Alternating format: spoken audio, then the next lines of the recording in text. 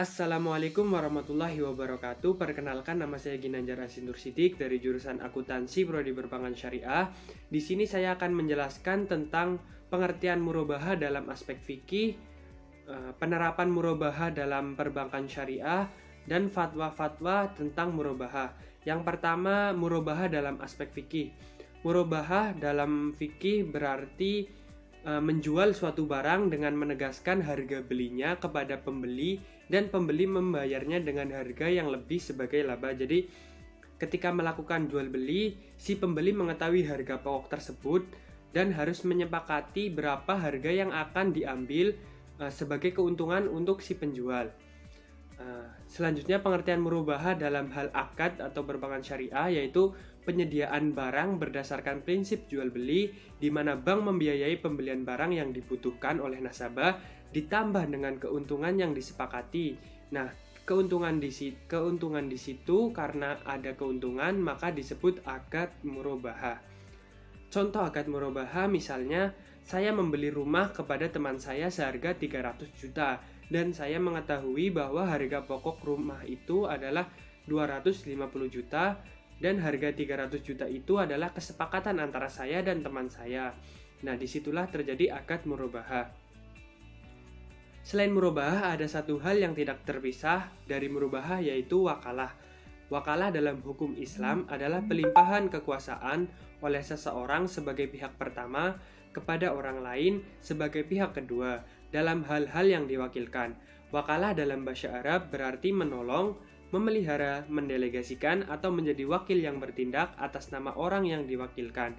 Secara istilah, wakalah berarti tolong-menolong antar pribadi dalam suatu persoalan ketika seseorang tidak mampu secara hukum atau mempunyai halangan untuk melakukannya.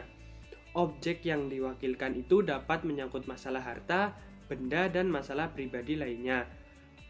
Contoh akad murabahah dan wakalah yaitu ketika saya ingin membeli mobil, misalnya saya datang ke bank dan mengajukan pembiayaan. Nah, di situ saya diberi biaya oleh bank dan bank tersebut memberikan biaya kepada saya dan saya melakukan pembelian kepada dealer. Nah, di situ terjadi pelimpahan kekuasaan oleh dealer kepada saya, sekaligus saya melakukan akad murabahah kepada bank dan harus membayar sesuai harga yang disepakati di awal dari saya kepada bank. Selanjutnya yaitu penerapan murabahah dalam perbankan syariah. Penerapan murabahah dalam praktik perbankan syariah dibagi menjadi 3 kategori. Tipe pertama yaitu konsisten terhadap fikih muamalah.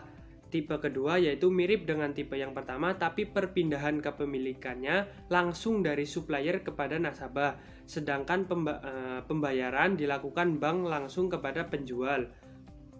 Selanjutnya, tipe yang ketiga yaitu bank melakukan perjanjian murabahah dengan nasabah dan pada saat yang sama mewakilkan akad wakalah kepada nasabah untuk membeli sendiri barang yang akan dibelinya.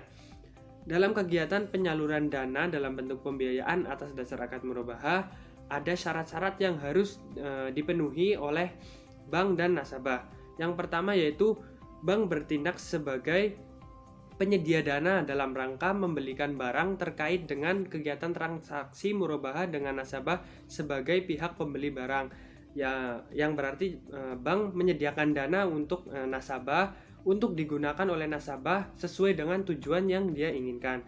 Yang kedua, barang adalah objek jual beli yang diketahui secara jelas kuantitas, kualitas, harga, dan spesifikasinya. Jadi, barang yang dijadikan objek murabahah itu harus diketahui secara jelas kuantitasnya, kualitas, harga, dan spesifikasinya, atau tidak ditutup-tutupi atau dilakukan secara transparansi. Yang ketiga yaitu bank wajib menjelaskan kepada nasabah mengenai karakteristik produk pembiayaan atas dasar akad murabahah serta hak dan kewajiban nasabah sebagaimana diatur dalam Bank Indonesia mengenai transparansi informasi produk bank dan penggunaan data pribadi nasabah.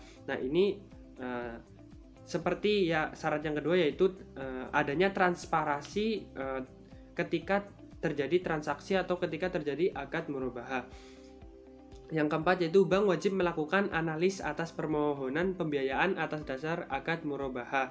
Jadi bank wajib melakukan pengawasan, bimbingan, atau screening terhadap nasabah ketika si nasabah itu mengajukan pembiayaan atau mengajukan pertolongan kepada bank syariah. Selanjutnya yaitu bank dapat membiayai sebagian atau seluruh harga pembelian barang yang telah disepakati kualifikasinya. Jadi bank boleh membiayai setengahnya ataupun sepenuhnya tergantung keinginan si nasabah. Selanjutnya, bank wajib menyediakan dana untuk merealisasikan penyediaan barang yang dipesan nasabah. Jadi kayak syarat nomor 1, bank wajib menyediakan dana atau mendanai si nasabah untuk mewujudkan keinginan si nasabah. Selanjutnya, jangka waktu pembayaran harga barang oleh nasabah kepada bank ditentukan berdasarkan kesepakatan bank dan nasabah. Jadi pembayaran atau pelunasan dana nasabah kepada bank itu tidak ditentukan secara pasti atau secara hukum oleh bank syariah, tapi ditentukan secara kekeluargaan atau secara bank syariah kepada si nasabahnya dengan kesepakatan bersama. Selanjutnya, fatwa-fatwa tentang murabahah. Nah, di sini kalian bisa baca sendiri ya, karena nggak mungkin saya jelaskan satu persatu fatwa-fatwanya. Kalian bisa buka fatwa-fatwanya di dsn.mui.or.id. Di sana kalian bisa cari fatwa-fatwa tentang murabahah. Nah, di sini saya akan menjelaskan sedikit fatwa-fatwa tentang murabahah, yaitu fatwa yang pertama tentang akad jual beli murabahah, tentang pengalihan pembiayaan murabahah antar lembaga keuangan syariah, terus konversi akad murabahah, potongan pelunasan dalam murabahah, potongan tagihan murabahah, dan lain-lain. Di sana kalian bisa baca sendiri, banyak sekali fatwa-fatwa tentang murabahah yang dapat kalian pelajari dan kalian jadikan referensi ketika kalian akan melakukan transaksi dalam akad murabahah. Demikian materi yang dapat saya sampaikan, kurang lebihnya mohon dimaafkan. Saya atas nama Ginanjar Hasin Rusidik dan mewakili seluruh kru yang bertugas mohon pamit undur diri. Wassalamualaikum warahmatullahi wabarakatuh.